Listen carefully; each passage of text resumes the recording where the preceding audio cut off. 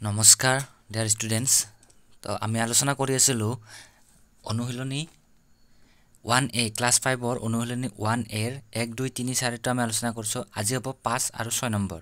তো কি আছে ৰোমান পদ্ধতিত লিখা 50 45 92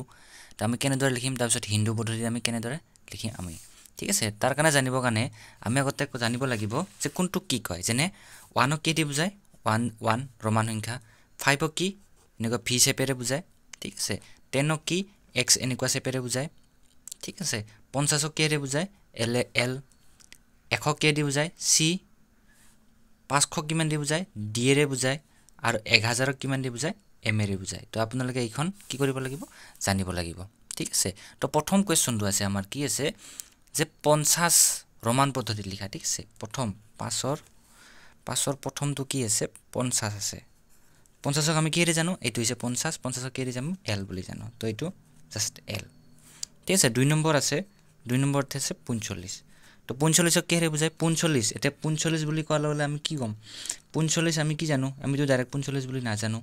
কিন্তু আমি কি জানো 45 ক আমি 50 জানো না নাই মানে 45 টো এনেকুৱা 50 বিয়োগ 5 50 ৰ পৰা 5 বিয়োগ কৰিলে কিমান হ'ব 45 হ'ব মানে 50 ৰ পৰা 5 50 টো কিমান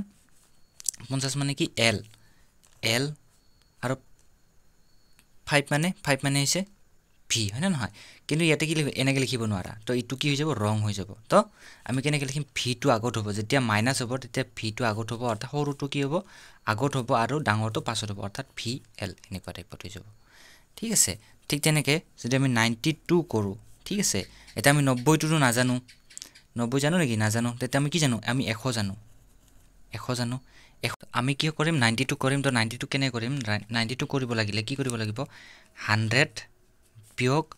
10 আৰু কি আছে 2 আছে না নাই 2 তেতিয়ালে যোগ 2 এনেকুৱা টাইপৰ ঠিক আছে তো 100 ক কি দি বুজায় 100 ক বুজায় c দি 10 ক কি দি বুজায় x আৰু কি 2 2 এনেকুৱা জলদি বুজায় হয় তেতিয়ালে আমি কি কৰো ইটো আগত দিও তেতিয়ালে 10 c 2 এনেকে ঠিক আছে ঠিক তেনেকে আৰু যদি আমি ডাঙৰ সংখ্যা যদি লও 1857 ঠিক আছে তেতিয়ালে কেনে গলব 1000 1800 মানে কিমান এটো এনেকে ভাঙি লব 1000 যোগ 800 যোগ 50 যোগ 7 হয় তো আমি 1000 কিৰে জানো আমি 1000 জানো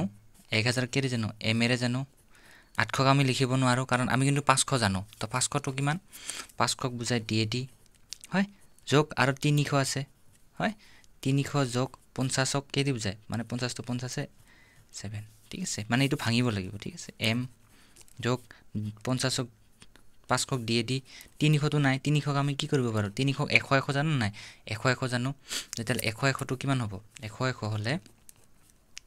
10 যোগ 10 যোগ 10 হয় যোগ 50 ক কি দি জানো মই 50 ক c দি জানো সরি দে এটা 10 10 নহয় c যোগ c যোগ c 50 ক কি দি জানো আমি 50 ক জানো আমি l l আৰু 7 ক 5 6 7 এনেকে জানো ঠিক আছে যেটো এতে কোনো ধৰণৰ বিয়োগ চিন কৰিব নাই হেকেনে এনসারটো কি হ'ব m d c c c l 5 6 7 ঠিক আছে এটো এনসারটো কি হ'ব m d অর্থাৎ m d c c c l 7 5 6 7 হৈছে ঠিক আছে ঠিক তেনেকে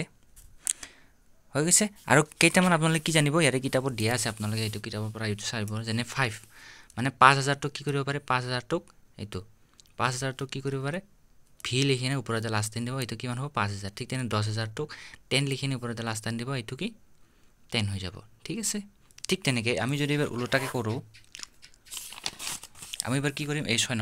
নম্বৰটো কি হৈছে xc অৰ্থাৎ 6 নম্বৰ হিন্দু পদ্ধতি 6 নম্বৰটো কি হৈছে প্ৰথমটো xc চাব দেই c টো ডাঙৰ হয় নহয় c মানে কিমান 100 হয় আৰু এটো x মানে কিমান 10 মানে উল্টাকে আছে নাই উল্টাকে আছে 10 টো আগৰ আছে 100 তাৰ মানে এটা কি আছে 100 - 10 হৈছে মানে কিমান হৈ যাব 90 आंसर কিমান হৈ যাব 90 হৈ যাব ঠিক আছে ঠিক তেনেকে xl আছে xl x মানে l টো ডাঙৰ না x টো ডাঙৰ ঠিক তেনেকে l মানে কিমান l মানে হৈছে 50 আৰু x মানে কিমান x মানে হৈছে 10 মানে ইয়াৰ উল্টা হৈছে মানে কিমান হৈছে 50 বিয়োগ 10 মানে কিমান হৈছে 40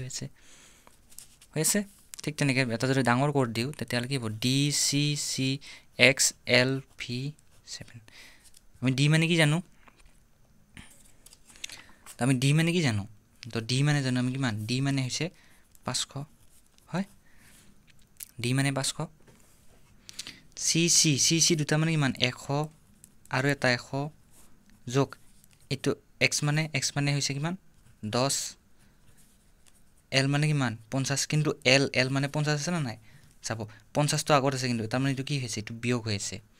এটো কি হৈছে এটো বিয়োগ হৈছে মানে কিমান হ'ব এটো হৈছে 50 বিয়োগ 10 হৈছে এটো ঠিক আছে আৰু কিমান আছে 5 6 যোগ 6 হৈছে মানে কিমান হ'ব 500 যোগ এটো 100 200 যোগ এটো কিমান হৈ যাব এটো 40 হৈ যাব 40 যোগ 6 মানে কিমান হ'ব 500 200 700 740 46 746 হৈ যাব ইয়াৰ आंसर ঠিক আছে তো যেতিয়া ডাঙৰ সংখ্যাটোতকৈ সৰু সংখ্যাটো যদি আগত থাকে অৰ্থাৎ ৰোমান সংখ্যা তেতিয়া কি কৰিব এটো বিয়োগ কৰি দিব কি কৰি দিব বিয়োগ কৰি দিব পাইছে বুজি ঠিক আছে